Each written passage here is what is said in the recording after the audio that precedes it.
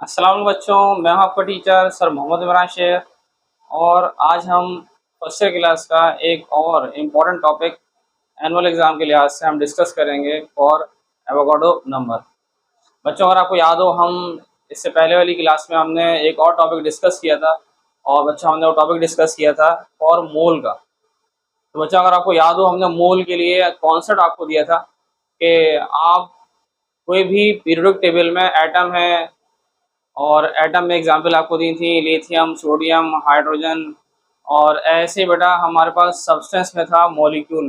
तो मॉलिक्यूल में बच्चों हमने एग्जांपल दी थी कार्बन डाइऑक्साइड की और वाटर की। तो अगर आप कोई भी एटम ले रहे हैं या मॉलिक्यूल ले रहे हैं, इनके अगर आप मासेस को अगर आप एक्सप्रेस कर रहे हो ग्राम में, तो बच्चों हमने क्या कहा था, वो इक्वल था 1 मोल के। तब इसी मोल के कॉन्सेप्ट से अब हम आगे जाएंगे, एक और नया कॉन्सेप्ट बना रहे हैं। और बच्चों हम बना रहे हैं फॉर एवोगाड्रो नंबर। और आपको बच्चों अगर याद हो, आप बेसिक में 9th क्लास में भी ये कॉन्सेप्ट डिस्कस करते हैं। इसी चीज़ को दोबारा हम डिस्कस कर रहे हैं, डिफरेंट एग्जाम्पल से करेंगे। इंशाल्लाह उम्मीद है कि आपको थोड़ा समझ में और आ जाएगा ये कॉन्सेप्ट।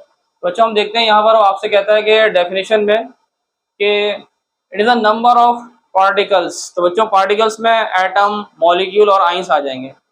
और ये जो भी हम बात कर रहे हैं एटम, आयन और मॉलिक्यूल की, और उस वक्त आपसे कह रहा है ये प्रेजेंट होंगे किसमें, फॉर 1 मोल। तो हमने इसीलिए आपको पहले कॉन्सेप्ट बच्चों किसका दिया था, मोल का।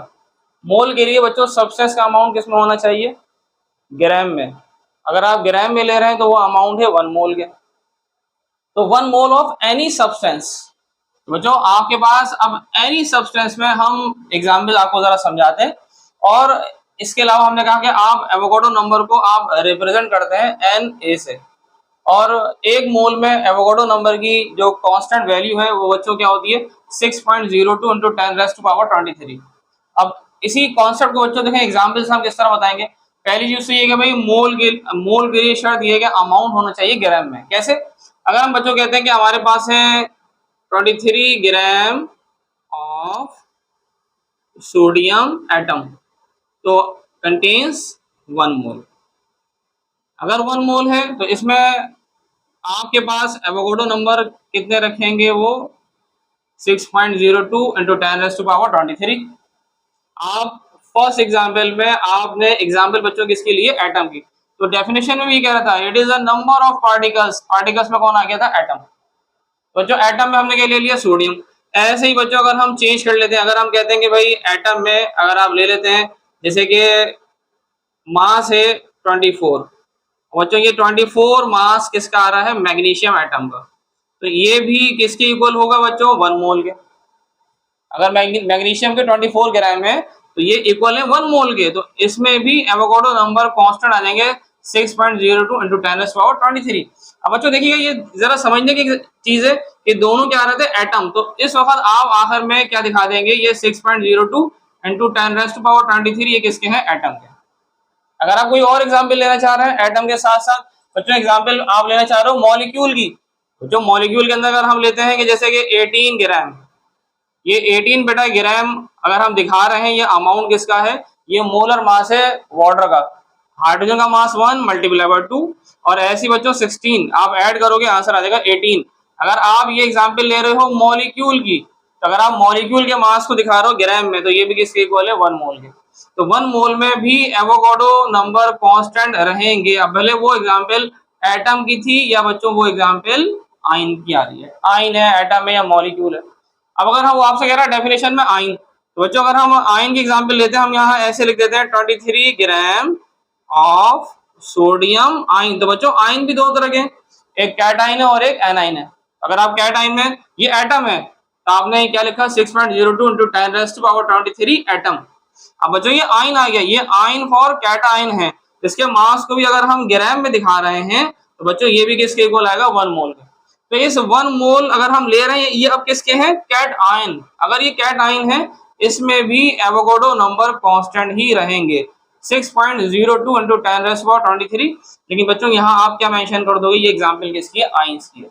अब बच्चों अगर हम चेंज करना चाहें एग्जाम्पल, या अगर आपको समझ में आ रही हैं, आप अगर यही एग्जाम्पल अगर हम चेंज कर दें, कैसे, अगर हम यहाँ पर एवोगाड्रो नंबर को समझाने के लिए आपको कुछ और एग्जाम्पल में अगर हम आपसे कहते हैं कि आपके पास है जैसे कि बच्चों 88 ग्राम आप ले रहे हो कार्बन डाइऑक्साइड के। तो पहले तो बच्चों ये बताइए कि कार्बन डाइऑक्साइड का मास कितना है। कार्बन डाइऑक्साइड का बच्चों मास है 44। अगर 44 होगा तो वो बच्चा वो इक्वल होगा 1 मोल के, लेकिन अभी ये ग्राम कितने हैं 88। बच्चों अगर कार्बन डाइऑक्साइड के अगर ग्राम 88 है तो ये आप मोल भी डबल कर देंगे, तो मोल बच्चों कितने हो जाएंगे 2। अब ये तो 6.02 × 10⁻23 एवोगाड्रो की वैल्यू किसके अंदर थी 1 मोल में थी। अब ये 1 मोल नहीं है, अब ये कितना आ रहा है कार्बन डाइऑक्साइड के 2 मोल। तो बच्चों फिर एवोगाड्रो नंबर भी डबल हो जाएंगे, यानी कि 12.04 × 10⁻23।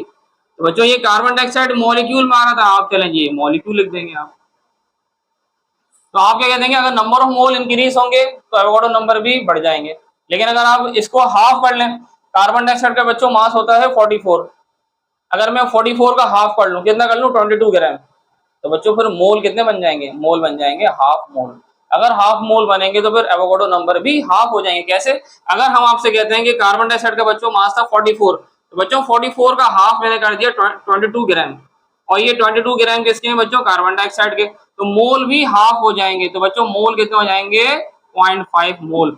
तो 1 मोल में वैल्यू 6.02 है, लेकिन अगर 5 मोल कर रहे हैं तो 6.02 का हाफ भाई ये 3 बन जाएगा, ये 2 का हाफ 1, 10⁻23, और आप आखिर में बच्चों क्या लिख देंगे ये मॉलिक्यूल।